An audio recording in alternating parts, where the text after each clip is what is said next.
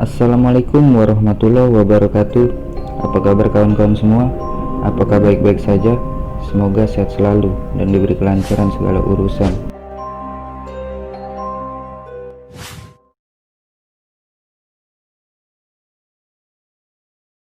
Akila digotong oleh Arga, Fahri, dan Joshua menuju tenda. Segala cara telah dilakukan oleh mereka, dimulai dari menyelimutinya dengan kain yang tebal serta mengoleskan minyak angin. Syukurlah nyawa Akila masih bisa diselamatkan, walaupun sekarang ia sedang pingsan. Sebenarnya lo kenapa sih, Kil? Ucap Sila khawatir.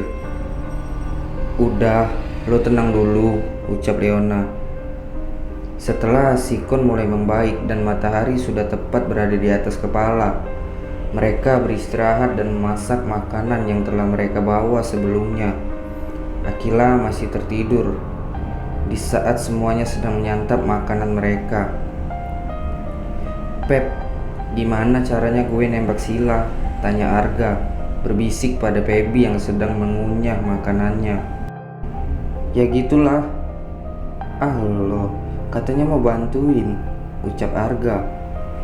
Pebi menghela napasnya. Iya, nanti gue bantuin. Lo gak lihat gue lagi makan? Makan dulu napa, baru bahas itu. Hari menjelang sore. Sesuai apa yang dikatakan oleh Pebi, Arga menembak Sila saat matahari terbenam. Karena menurut Pebi, di saat seperti inilah momen yang indah untuk Arga mengutarakan cintanya pada Sila. Pebi membawa Sila pada Arga yang sedang duduk menikmati pemandangan langit senja. Segalanya ini otak Pebi lah pusatnya, walaupun ia kecewa pada Arga yang ternyata memilih Sila. Cinta bertepuk sebelah tangan, itulah yang Pebi rasakan. Namun ia tahu dan paham bahwa cinta tak seharusnya memiliki. Merelakan dan membuat ia bahagia saja sudah cukup. Dengan jantung yang berdegup kencang dan napas yang berderu-deru, Arga mulai mengucapkan kalimat itu. Sil, gue suka sama lo. Lo mau jadi pacar gue? Jantung Sila berdebar. Ia sungguh tak menyangka jika Arga akan mengatakan itu, pikir Sila. Arga sama sekali tak mempunyai perasaan padanya. Justru ia berpikir bahwa Arga mempunyai perasaan pada Pebi. Sila tersenyum dan mengangguk, yang berarti ia telah menerima cinta Arga. Di ujung sana ada seorang gadis bisa pasrah melihat pemuda yang ia cintai sudah dimiliki oleh orang lain. Sila kembali ke tenda. Keadaan tenda kosong. Ia pikir Akila masih tidur, namun ternyata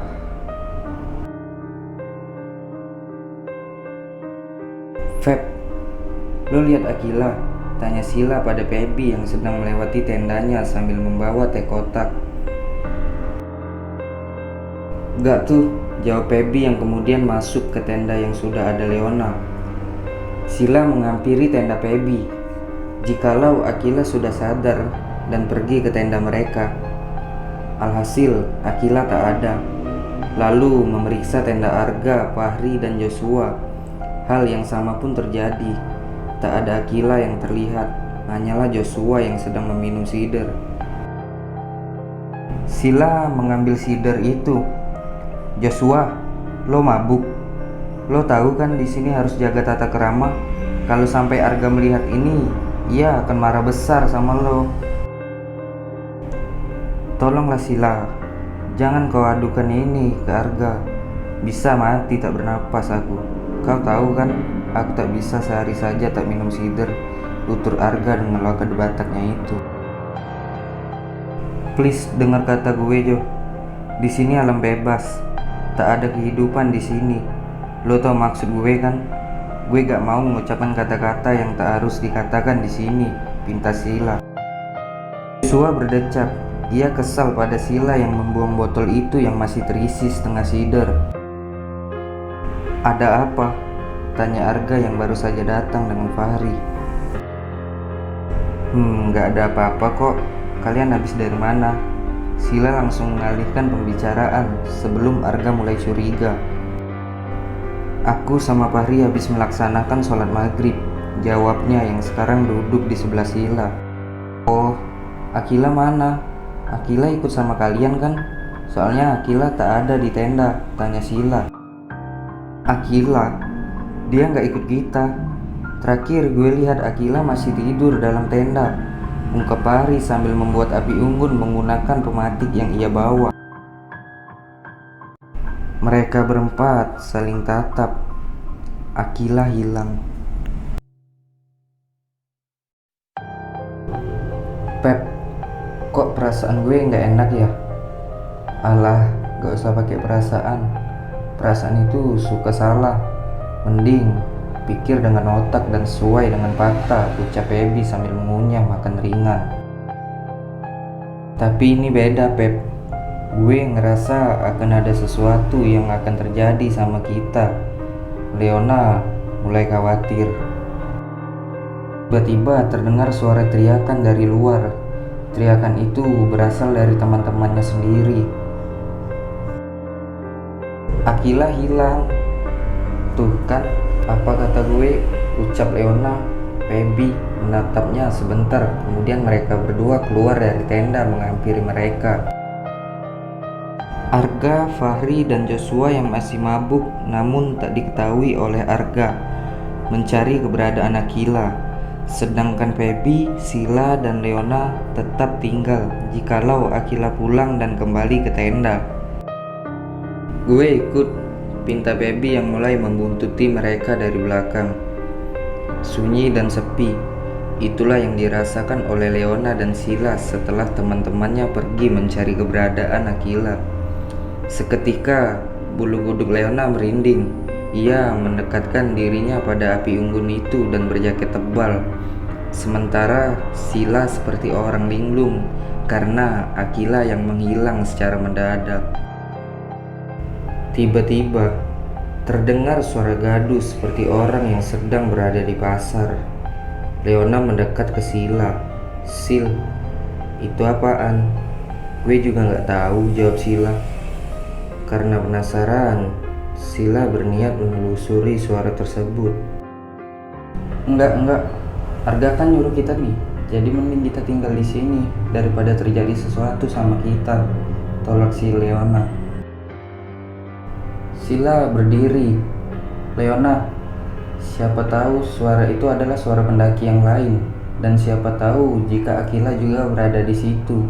Kalau lo gak mau ikut, mending gue aja yang pergi, lo tetap di sini, ucapnya yang kemudian pergi meninggalkan Leona.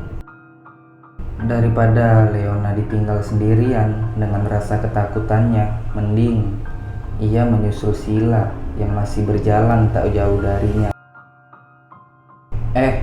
Tungguin gue, Sil. Mereka berdua menelusuri suara tersebut hingga tanpa disadari mereka telah jauh dari basecamp mereka. Sil, balik yuk. Gue rasa kita udah semakin menjauh dari tenda, pinta Leona. Sila berdecak. Takut amat sih lo. Suara gaduh itu terdengar lagi. Sila dan Leona semakin mendekati suara tersebut. Namun tak ada satupun kehidupan di Gunung Lawu ini. Lalu suara apa itu? Tuh kan, apa yang gue bilang. Seketika bulu kuduk Leona merinding. Suara langkah kaki seseorang terdengar oleh mereka. Leona mendekat ke arah Sila karena ia ketakutan. Sil, itu apa? Gak usah takut, kita punya Tuhan, ucap Sila. Sejujurnya Sila juga takut, tetapi ia harus menghilangkan rasa ketakutannya itu. Ketika Sila dan Leona berbalik, tertangkaplah sesosok orang bertubuh hitam, tinggi dan besar sedang menatap tajam mereka. Arga, Fahri, Joshua, dan Pebi mencari keberadaan Akila hingga larut malam, namun belum juga ketemu. Mereka terus melangkahkan kakinya. Joshua yang masih dalam keadaan setengah mabuk melihat sosok perempuan berambut panjang di bawah pohon. Ia sangka itu adalah Akila. Segera Joshua menghampirinya. "Kila, lo dicari tuh sama temen-temen. Ayo ikut gue, jangan ngilang-ngilang lagi." Joshua menarik lengan sosok itu yang sangat dingin dan menghampiri teman-temannya. "Lo udah temuin Akila?" tanya Arga. "Ada nih, dia di samping gue kok." Sorot mata Arga, Fahri, dan Feby mengarah ke sebelah kiri Joshua, namun kosong. "Di mana?" tanya Fahri untuk meyakinkan penglihatannya. "Lo ngayal ya?" ucap Feby. "Tepat di samping gue." Di mana dia?" Joshua melihat ke kanan dan ke kiri. Alhasil, "Tadi dia ada di samping gue kok," ucap Joshua lagi. Arga mencium yang aneh dari dalam mulut Joshua. Ia mendekat ke arah Joshua untuk memastikan penciumannya. Arga mulai tahu jika Joshua sedang mabuk. "Lo minum sider?" "Iya," jawabnya gagu. "Tapi apa salahnya? Gue hobi juga." Arga kesal. Ia menjambak rambutnya sendiri. Ia ingin marah, namun Arga cepat-cepat berucap, "Astagfirullah." Semakin kesini, Arga semakin berfirasat akan terjadi hal buruk. Arga memutuskan besok harus pulang, dikarenakan kondisi sekarang sudah tidak kondusif. Masalah Akila akan ia laporkan sebagai orang yang hilang, agar tindakan ini dilanjutkan kepada pihak yang berwenang. Mereka berempat kembali menuju tenda, namun tak terlihat keberadaan Sila dan Leona. Arga khawatir dan mulai mencari keberadaan mereka. Akila hilang. Lalu Sila dan Leona kemana? Tanpa memberitahu Joshua, Fahri, dan juga Feby, Arga pergi mencari Sila dan Leona sendirian. "Arga, lo mau kemana?" teriak Fahri. Kemudian Feby berlari menyusulnya. Mereka bersembunyi di gubuk tua tak berpenghuni di hutan Gunung Lawu ini. Tempatnya gelap, sunyi, dan sepi. Untung Leona membawa ponsel. Ia menghidupkan flash ponselnya untuk menerangi mereka. "Sila, gue takut. Tempat ini serem banget, sumpah," rintih Leona. Sila berdecak. "Lo pikir gue enggak?" Sila memutar bola matanya malas. Suara langkah kaki terdengar lagi. Sila dan Leona mulai ketakutan. Mereka segera bersembunyi kembali. Mereka melihat seorang kakek tua membawa sesajen dan obor sebagai penerang jalannya. Sepertinya Sila kenal dengannya. Ia ingin membuntuti kakek itu. "Aduh, stop Sil. Jantung sama kaki gue nggak sanggup lagi buat lari," keluh Leona. "Ya udah, sekarang lo telepon Arga dan share lokasi sama dia," pinta Sila. "Di sini mana ada jaringan, Sil. Tuh lihat, jaringannya aja gak ada gitu," ucap Leona sambil memperlihatkan ponselnya. Sila berdesak. Ia masih ingin mengikuti kakek tua itu. Sila penasaran, apakah memang benar kakek tersebut adalah kuncen yang pernah ia temui di kaki Gunung Lawu waktu itu. "Kita bermalam dulu aja di sini," putus Sila. "Ah, gue takut kalau di gubuk tua ini, serem." Seketika bulu kuduk Leona merinding.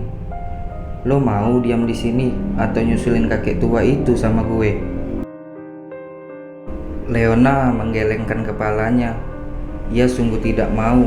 Mending Leona bermalam di gubuk tua ini walaupun seram, daripada menyusul kakek itu yang belum jelas pasti apakah itu memang manusia atau bukan. "Arga, ayo pulang ke tenda. Kita udah jauh banget nih. Sebelum Sila dan Leona ketemu, gue gak akan balik," ucap Arga yang terus berjalan. Feby membuntutinya dari belakang. Gue tahu gak, tapi sebaiknya kita balik aja dulu ke tenda. Besok kita lanjutkan pencariannya, pinta Pebi. Sekali gue bilang gak mau ya gak mau. Lo pulang aja sendiri sana. Arga mulai kesal. Arga dan Feby terus berjalan hingga sampai ke gubuk tua yang telah ada Sila dan Leona yang sedang tertidur di beranda gubuk tersebut. Arga berlari menghampiri dua gadis itu dan segera membangunkannya. Sil, nah, bangun. Mereka berdua terkesiap. Setan berkepala manusia, teriak mereka berdua serentak. Sadar, gue Pebi sama Arga, ucap Pebi. Sila dan Leona menghela napas pelan. Mereka lega jika orang yang di depannya ini manusia yang telah disebutkan tadi. Sila langsung memeluk Arga untuk menghilangkan rasa ketakutannya itu. Tenang, gue sekarang ada di sini, di samping dan di dekat lo. Arga menenangkan Sila. Ya udah, kalau gitu ayo kita pulang ke tenda. Besok kita harus turun dan melaporkan kehilangan Akila, sambung Arga. Pebi, Sila, dan Leona mengangguk segera mengikuti perkataan Arga. Belum jauh mereka melangkah dari gubuk tua itu, Pebi memberhentikan langkahnya. Gak, lo yakin ini jalan yang benar menuju tenda? Tanya Pebi meyakinkannya. Menurut gue sih iya, ayo jalan, ucap Arga. Mereka telah lama sekali berjalan namun tak menemukan base mereka. Bahkan mereka berempat sudah berulang-ulang melewati jalan ini. Pebi mulai curiga apakah mereka tersesat. Gak, sampai kapan kita melewati jalan ini terus? Dari tadi jalan ini mulu sampai gue inget, celetuk Pebi. Gue yakin ini jalan yang benar, Pep, ucap Arga sambil memperhatikan keadaan sekitar. Sila melingkarkan lengannya di lengan Arga. Arga, lo serius ini jalan yang benar? Dering notifikasi ponsel terdengar dari saku celana Leona. Segera ia mengecek ponselnya. Ia sungguh senang bukan main. Notifikasi WhatsApp dari grup atau chat yang masuk.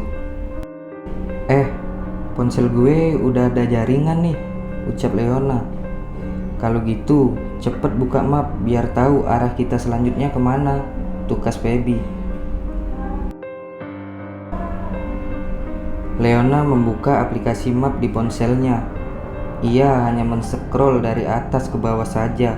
Sejujurnya, ia tak tahu bagaimana cara membaca peta gunung. Tahu? Tanya Arga. Leona tersenyum. Gue nggak tahu caranya, ucap si Leona. Ya Elana, lo kan anak gadget, masa baca peta ginian aja nggak tahu, ucap Sila.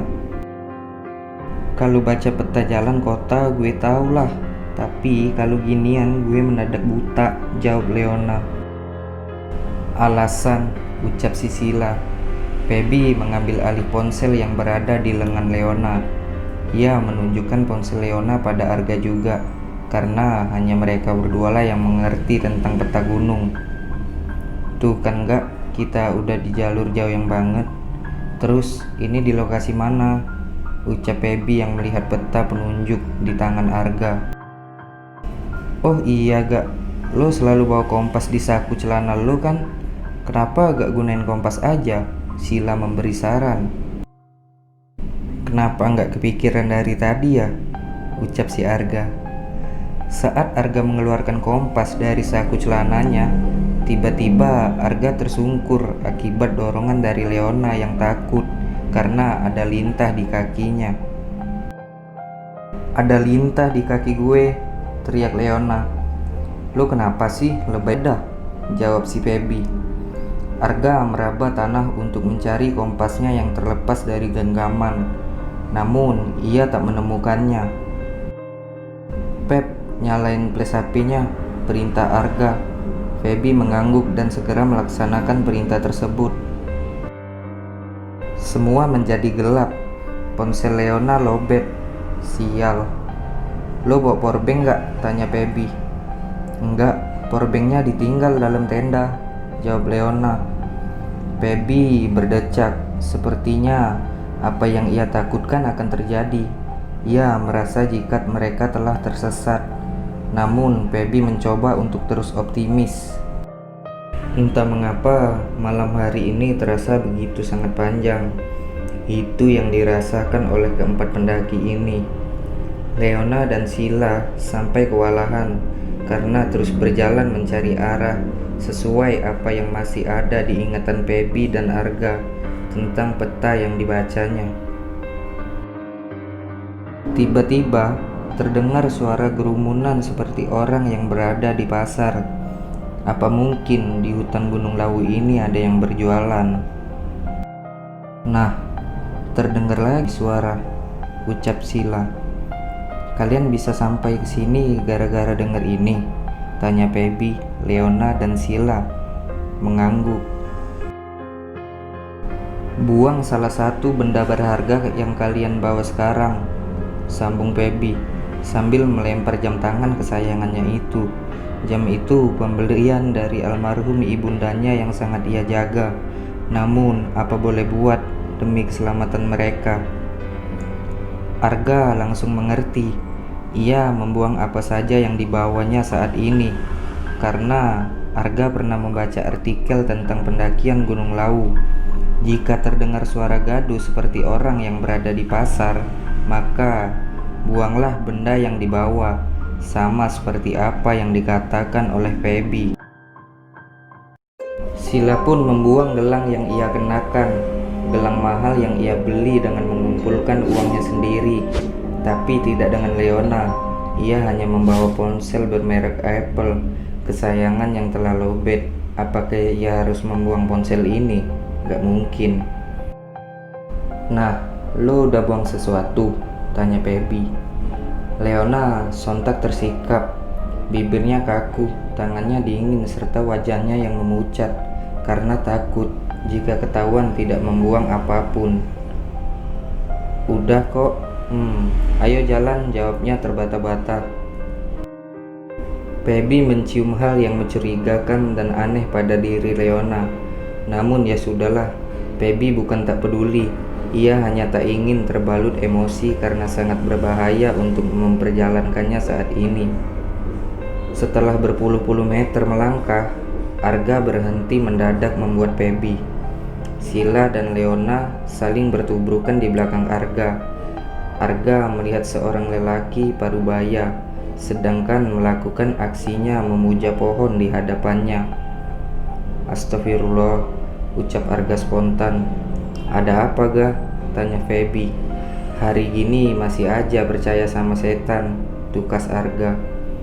Sila maju satu langkah berdampingan dengan Arga. Tadi gue juga lihat kakek tua lagi bawa sesajen ke sini, mirip banget sama kuncen yang pernah menemui kita di kaki Gunung Lawu waktu itu. Karena merasa sedang diawasi, sorot mata lelaki parubaya itu memandangi sekitar. Arga, Feby, Sila, dan Leona sontak bersembunyi di balik pohon yang ada. Jangan keras-keras ngomongnya, ucap Leona. Saat Arga, Feby, Sila, dan Leona berbalik, tiba-tiba lelaki parubaya itu sekarang tepat berada di hadapan mereka. Bibir mereka berempat terkatup, mata yang membulat serta jantung yang berdebar-debar ketika ketahuan dengan lelaki ini. Mata yang tajam sedang melotot ke arah mereka berempat. Kenapa kalian kesini? Mau mata-matain saya ya? Kata lelaki parubaya itu. Pergi sana, atau kalian mau saya jadikan tumbal, kata lelaki parubaya itu lagi. Feby, Sila, dan Leona menggelengkan kepala. Sungguh sangat tidak mau. Mereka pun berlari meninggalkan Arga yang masih berada di hadapan lelaki itu. Arga tersenyum sopan. Permisi pak, ucapnya yang kemudian berlari mengikuti Feby, Sila, dan Leona. Singkat cerita, hampir menjelang subuh nih, ucap Fahri sambil melirik arloji yang terikat di tangannya. Kok mereka belum balik ya? Ucap Fahri lagi. Karena hari telah menjelang subuh, Fahri memutuskan untuk mencari air untuk berwudu dan segera melaksanakan sholat. Jo, gue sholat bentar ya. Kalau mereka udah balik, bilangin gue lagi sholat ya, ucap Fahri pada Joshua yang duduk diam mematung dan menatap lurus ke depan. Jo, lo denger gue kan? Tanya Fahri. Joshua memutarkan kepalanya untuk menatap Fahri. Sungguh Fahri sangat kaget melihat wajah temannya itu. Ia terlihat sedikit agak pucat dan kelelahan, atau karena ia sedang mengkonsumsi alkohol. Segera saja Fahri pergi, karena baginya percuma saja berbicara dengan orang yang sedang mabuk. Setelah beberapa menit kemudian, Fahri telah menyelesaikan sholat subuh. Ia mendengar suara seorang gadis yang ia kenali sedang merintih memanggil namanya. Fahri, tolong gue terperangkap di sini. Suara itu menggema. Seketika sekujur tubuhnya merinding. Fahri hanyalah manusia biasa yang sewaktu-waktu akan ada juga rasa takutnya. Akilah, batin Fahri. Fahri menggelengkan kepalanya. Ia yakin bukan Akila. Suara itu adalah suara jin yang menyerupai Akila menurutnya. Fahri membaca doa apapun saat ia berjalan menuju tenda, termasuk doa mau makan pun dibacanya. Joshua masih duduk terdiam di depan tenda. Lama-kelamaan Fahri mulai curiga. Apakah itu Joshua atau bukan? Cepat-cepat Fahri meraih Al-Quran kecil yang berada di kerirnya. Ia membaca ayat demi ayat supaya agar tidak diganggu dengan makhluk seperti apa yang ada di pikirannya.